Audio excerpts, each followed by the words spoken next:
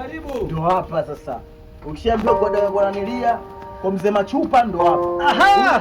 Mzee Machupa. Asalamu alaykum. Wa alaykum salaam, kaifa hali? Dalali shombe. Niambie Machupa, mzee Machupa. Haya, kuna habari gani leo? Nini hapa kwa Mimi najua unanifahamu, si unajua tena mimi Pemba. lazima kufahamu. Sasa nimemleta huyu. Huyu kama masharti yako uliponiambia. Masharti yangu. Masharti yangu. Najua unajua. Unamuonaje? Huyu yuko mwenyewe huyu. Yuko mwenyewe kweli? Mwenyewe huyo. Maana masharti ya nyumba yangu mimi nataka single wa kike. Simemwona? Kuna mambo ya usafi, kupika nini, mapochopocho pale. Sasa Unajua mimi mwenyewe tena imeisha kazi huyu. Huyu imeisha. Unajua tena baba mwenye nyumba niko peke yangu. Najua. Sawa, sio ile udalali.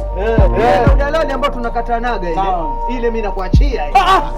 Yaani kama una nyumba wewe mzee Machupa unachukua hela ya udalali kiukweli.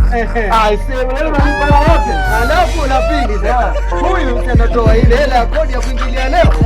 Simdai aingie hivi. Hello.